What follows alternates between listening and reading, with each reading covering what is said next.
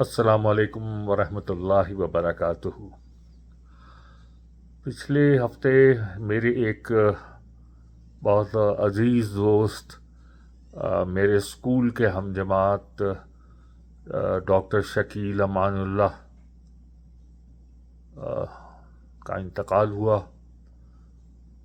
اللہ تعالیٰ اس کے درجات کو بلند کرے۔ بہت اچھا دوست تھا، بہت اچھا ساتھی تھا، بہت اچھا وقت گزارا ہم نے ساتھ۔ جب میں پاکستان جاتا تھا تو اس سے ملاقات ہو جاتی تھی یا فون پر بات ہو جاتی تھی۔ کئی ساتھی، کئی دوست ساتھ چھوڑ چکے ہیں، اس دنیا کو چھوڑ چکے ہیں، اور کئی بار اس موضوع کا خیال آیا جس پہ آج بات کرنا چاہتا ہوں، تو اس سانحے نے مجھے ایک بار پھر اس موضوع کی طرف متوجہ کیا، تو میں نے سوچا کہ اس پہ بات کرنا ضروری ہے۔ ایک ریمائنڈر ہے کہ مرحومین کے لیے ایک مستقل نیکی کا ذریعہ ہم کس طرح بنا سکتے ہیں۔ کسی بھی عزیز یا دوست کی دنیا سے رخصتی ہماری زندگی میں سب سے کربناک لمحات میں سے ایک ہوتی ہے۔ ہم ان کی جدائی پر غمزدہ ہوتے ہیں، دل میں ایک خلا محسوس کرتے ہیں۔ ایسے میں اکثر یہ سوال ذہن میں آتا ہے، اب ہم ان کے لیے کیا کر سکتے ہیں؟ اگر میں اپنے اس دوست کی ایک مثال دوں، اگر میرا یہ دوست مجھ سے ملنے کے لیے آ رہا ہوتا تو میں اس کے لیے کیا کچھ اہتمام نہ کرتا، کیا کچھ کھانے نہ پریپیئر کراتا، کس طرح خاطر مدارات کرتا، کیا کچھ نہ کرتا اس کے استقبال میں۔ اور اگر یہ پتہ چل جاتا کہ شاید اس کے بعد ہماری کبھی ملاقات نہ ہو سکے، تو پھر تو میں کوئی بھی کسر نہ چھوڑتا اس کی مدارات میں، اس کی خاطر میں۔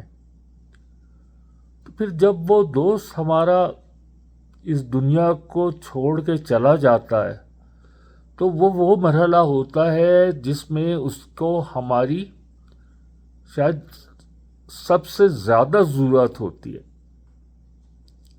جتنی ضرورت کبھی اس کو ہماری اس دنیا میں نہیں رہی۔ تو اس وقت ہم شاید صرف انا للہ و انا الیہ راجعون پڑھ لیتے ہیں، یا ایک چھوٹی سی مختصر دعا مانگ لیتے ہیں، تو شاید ہمیں اس سے بڑھ کر کچھ کرنے کی ضرورت ہے۔ اسلام ہمیں ایک خوبصورت، بامقصد اور ابدی عمل کا راستہ دکھاتا ہے۔ وہ راستہ ہے صدقہ جاریہ کا۔ یہ وہ نیکی ہے جس کا ثواب نہ صرف ہمیں بلکہ مرحومین کو مسلسل پہنچتا رہتا ہے۔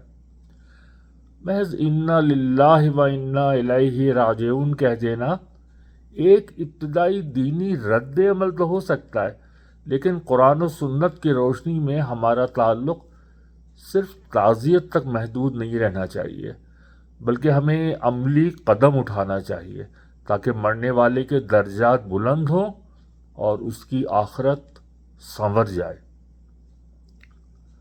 اکثر لوگ انا للہ و انا الیہ راجعون کو بھی یہ سمجھتے ہیں کہ یہ کوئی دعا ہے بخشش کی۔ ایسا نہیں۔ رسول اکرم صلی اللہ علیہ وسلم نے فرمایا، جب انسان مر جاتا ہے تو اس کے تمام اعمال منقطع ہو جاتے ہیں سوائے تین کے۔ اول، صدقہ جاریہ۔ دوم، ایسا علم جس سے فائدہ اٹھایا جائے، اور سوم، نیک اولاد جو اس کے لیے دعا کرے۔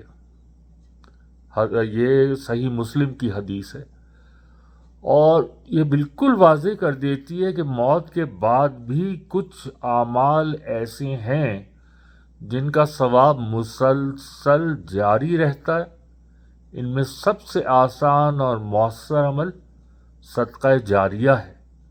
جو کوئی بھی مرحوم کی طرف سے انجام دے سکتا ہے۔ کیوں صرف تعزیت نہیں بلکہ عملی قدم ضروری ہے؟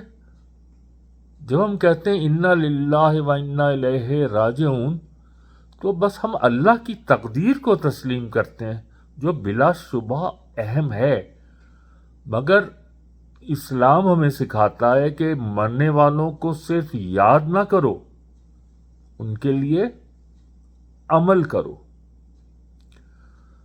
صدقہ جاریہ کا ایک خوبصورت پہلو یہ ہے کہ وہ نفع بخش عمل ہے جس کا دائرہ وقت اور جگہ کی قید سے باہر ہے۔ ہر وہ بچہ جو کسی مسجد یا مدرسے میں پڑھتا ہے، ہر وہ شخص جو صاف پانی سے پیاس بجھاتا ہے، ہر وہ مریض جو کسی سے اسپتال میں مدد پاتا ہے، ان تمام نیکیوں کا ثواب آپ کے عزیز یا مرحوم امین کو پہنچتا ہے، گویا وہ خود یہ سب کچھ کر رہے ہوں۔ صدقہ جاریہ کی اقسام جو آپ کے عزیز و اقارب و مرحومین کی طرف سے آپ کر سکتے ہیں، ان میں پانی کی سہولت ہے، یعنی کہیں پانی نہ ہو تو کنواں کھدوا دیں، نل لگوا دیں، واٹر کولر رکھوا دیں، ٹیوب ویل۔ پھر قرآن پاک کا عطیہ، قرآن مجید آپ شائع کروا کر تقسیم کریں، لیکن پاکستان میں تو قرآن مجید کی بہتات ہے اور لوگ کھولتے نہیں ہیں پڑھنے کے لیے۔ پھر کسی بچے کی تعلیم کا خرچ اٹھانا، کسی مدرسے یا اسکول کی مالی مدد کرنا، مسجد کی تعمیر یا فرنیچر یا مرمت، اور درخت لگانا۔ رسول اکرم صلی اللہ علیہ وسلم نے فرمایا کہ جو مسلمان درخت لگائے یا فصل بوئے اور انسان، پرندہ یا کوئی جانور اس سے کھائے تو یہ اس کے لیے صدقہ ہوگا، اور یہ بھی صحیح بخاری کی حدیث۔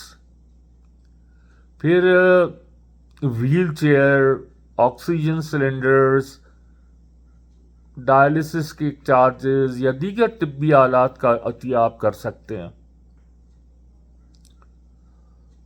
ثواب کی مسلسل روانی۔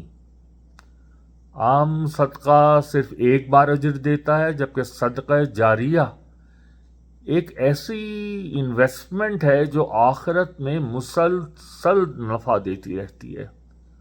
ہر بار جب کوئی نماز پڑھے مسجد میں تو آپ نے تعمیر کروائی یا اس کی مرمت میں حصہ ڈالا یا اس کی فرنیچر میں، ہر بار کوئی صاف پانی پیے آپ کے لگائے ہوئے نلکے سے، ہر بار کوئی طالب علم تعلیم حاصل کرے یا قرآن پڑھے، آپ کے دوست کے نامہ اعمال میں نیکیاں لکھی جاتی رہیں گی۔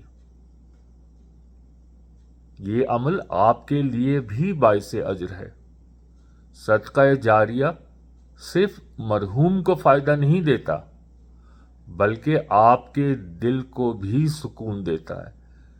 یہ غم کو عمل میں بدل دیتا ہے، یہ بے بسی کو مقصد میں تبدیل کرتا ہے اور آپ کو اللہ کے قرب کا ذریعہ عطا کرتا ہے۔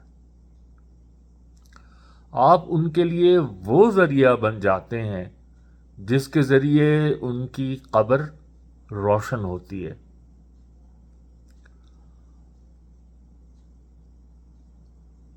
اور قرآنی پیغام اگر ہم دیکھیں تو اللہ سبحانہ و تعالیٰ فرماتے ہیں، اور جو کچھ ہم نے تمہیں دیا ہے اس میں سے خرچ کرو، اس سے پہلے کہ تم میں سے کسی کو موت آ جائے، پھر وہ کہے اے میرے رب، تو نے مجھے تھوڑی دیر کی مہلت کیوں نہ دی تاکہ میں صدقہ کرتا اور نیک لوگوں میں ہوتا۔ یہ ہے سورۃ المنافقون کی غالباً 10ویں آیت۔ صاف صاف اس آیت سے ظاہر ہے کہ مرنے کے بعد انسان کو احساس ہوتا ہے کہ کاش میں نے صدقہ کیا ہوتا. ہم کو آج یہ موقع حاصل ہے اور ہم یہ نیکی اپنے دوست کی طرف سے بھی کر سکتے ہیں، والدین کی طرف سے، مرحوم والدین کی طرف سے. یہ ایک لازوال وراثت ہے، سمجھیں. دوست کی وفات ہمیں یہ یاد دلاتی ہے ہم سب کو اس سفر پر جانا ہے، لیکن اسلام ہمیں موقع دیتا ہے کہ ہم مرنے والوں کے ساتھ روحانی تعلق قائم رکھیں. صدقہ جاریہ کے ذریعے ہم ان کی مغفرت، درجات کی بلندی اور جنت کی امید کا ذریعہ بن سکتے ہیں. لہذا آج صرف انا للہ کہنے پر اکتفا نہ کریں، آگے بڑھیں، عمل کریں اور اپنے دوست کے لیے ایسی نیکی کا دروازہ کھولیں جو قبر میں روشنی بن جائے اور قیامت تک بند نہ ہو. مجھے بھی اپنی دعاؤں میں، مجھے میرے پیاروں کو اپنی دعاؤں میں یاد رکھیں. اگر آپ تک کبھی یہ خبر پہنچے کہ میں اپنے آخری سفر پہ روانہ ہو چکا ہوں تو ہو سکے تو وقت نکال کے میرے لیے بھی دعا کریں، دعائیں مغفرت کریں. اپنا بہت خیال رکھیں. اس ویڈیو کو اگر شیئر کر سکتے ہیں اپنے دوست و اقارب کے ساتھ تو شیئر ضرور کیجیے، اور صدقہ جاریہ کو اس کی ترویج کریں، اور جتنا زیادہ پھیلائیں گے آپ کے ذریعے کوئی دوسرا یہ عمل کرنا شروع کر دے گا تو یقیناً اللہ سبحانہ و تعالی آپ کو بھی اس کا ثواب اور نیکیاں بخشیں گے. السلام علیکم ورحمۃ اللہ وبرکاتہ.